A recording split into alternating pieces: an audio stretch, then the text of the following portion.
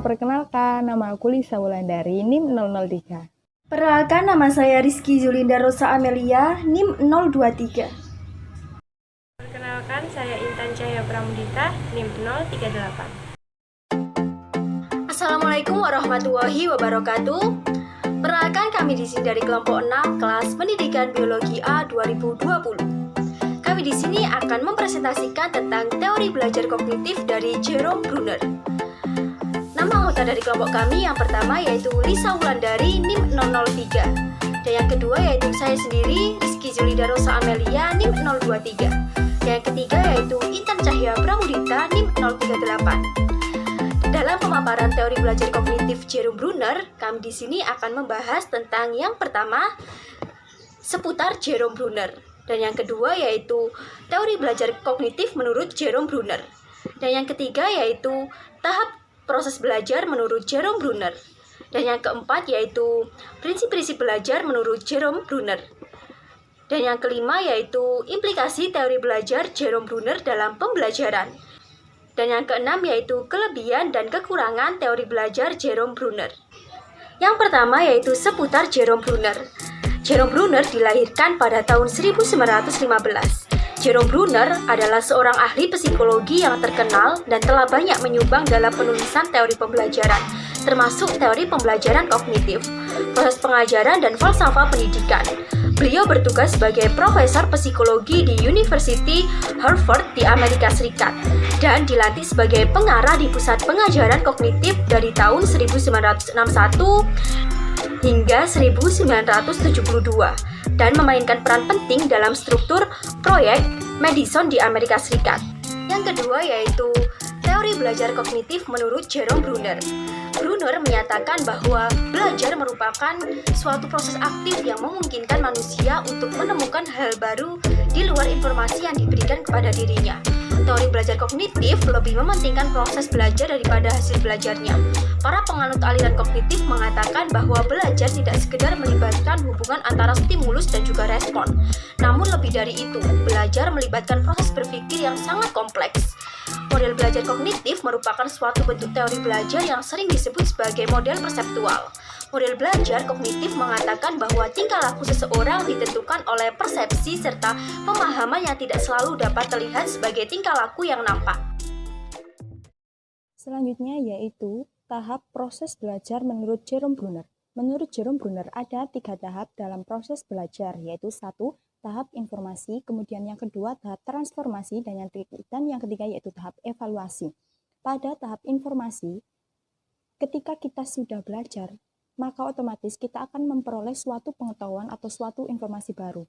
Kemudian, informasi tersebut bisa saja bertentangan dengan informasi yang sudah kita peroleh sebelumnya, atau juga bisa mendukung pengetahuan yang sudah kita peroleh sebelumnya.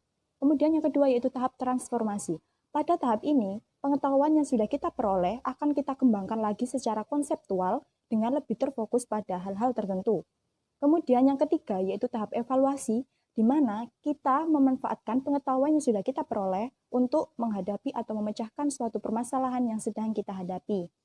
Kemudian prinsip belajar menurut Jerome Bruner juga ada 3, yaitu yang pertama tahap enaktif, kemudian yang kedua tahap ikonik, dan yang terakhir yaitu tahap simbolik. Pada tahap enaktif, seorang belajar tanpa menggunakan imajinasi. Jadi pada tahap ini seorang akan belajar secara realitas, baik melalui benda-benda konkret atau situasi secara nyata. Kemudian yang kedua yaitu tahap ikonik, di mana pada tahap ini seseorang mulai memahami objek-objek atau dunianya melalui gambar-gambar atau visualisasi verbal. Kemudian yang terakhir yaitu tahap simbolik.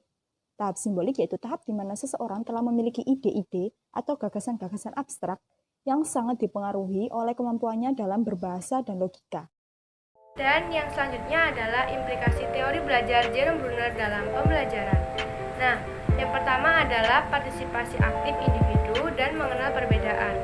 Untuk mewujudkan individu yang mampu menemukan dan mengembangkan sendiri konsep, teori-teori dan prinsip-prinsip melalui contoh-contoh yang dijumpai dalam kehidupannya harus diciptakan lingkungan yang mendukung individu untuk melakukan eksplorasi dan menemukan gagasan-gagasan baru. Oleh karena itu, tujuan pembelajaran bukan sepenuhnya untuk memperoleh pengetahuan semata, tetapi Yang penting adalah melatih kemampuan intelek atau kognitif siswa, merangsang keinginan tahu, dan memotivasi siswa. Yang kedua, guru sebagai tutor, fasilitator, motivator, dan evaluator. Yang pertama, guru merencanakan pelajaran sedemikian rupa sehingga pelajaran itu terpusat pada masalah-masalah yang tepat untuk diselidiki oleh para siswa. Selanjutnya, guru menyajikan materi pelajaran yang diperlukan sebagai dasar bagi para siswa untuk memecahkan masalah. Selanjutnya, guru harus memperhatikan 3 cara penyajian, yaitu cara enaktif, melakukan aktivitas, lalu cara ekonik dengan gambar atau visualisasi, dan cara simbolik. Selanjutnya, guru berperan sebagai seorang pembimbing atau tutor. Dan yang terakhir, penilaian hasil belajar penemuan meliputi pemahaman tentang prinsip-prinsip dasar mengenai suatu bidang studi. Untuk masuk ini, bentuk tes dapat berupa tes objektif, esai, penilaian autentik, dan penilaian performance. Teori belajar kognitif yang dikemukakan oleh Jerome Bruner memiliki beberapa kelebihan dan juga beberapa kekurangan. Di antara kelebihan yang dimiliki oleh teori ini yaitu belajar penemuan dapat digunakan untuk menguji apakah belajar sudah bermakna atau belum. Kemudian yang kedua, pengetahuan yang diperoleh oleh peserta didik akan tertinggal lama dan juga mudah diingat. Kemudian yang ketiga, penggunaan belajar penemuan memungkinkan untuk mempunyai pengaruh dalam menciptakan motivasi belajar. Kemudian terakhir yaitu meningkatkan penalaran orang yang sedang belajar dan juga kemampuan berpikir secara kritis. Selain kelebihan, teori ini juga memiliki beberapa kekurangan. Di antaranya yaitu 1, teori ini mengharuskan peserta didik untuk memiliki kesiapan dan kematangan mental. Jika seorang peserta didik tersebut tidak memiliki kesiapan dan kematangan mental, maka proses belajar tersebut bisa saja gagal. Kemudian kelemahan yang kedua yaitu teori belajar ini memakan waktu yang cukup lama. Apalagi jika teori ini kurang terpimpin dan kurang terarah, maka bisa menyebabkan kekacauan dan kekaburan atas materi yang sedang dipelajari. Sekian dari presentasi kelompok 6 tentang teori belajar kognitif dari Jerome Bruner. Semoga bermanfaat bagi kita semua. Dan akhir kata, wassalamualaikum warahmatullahi wabarakatuh.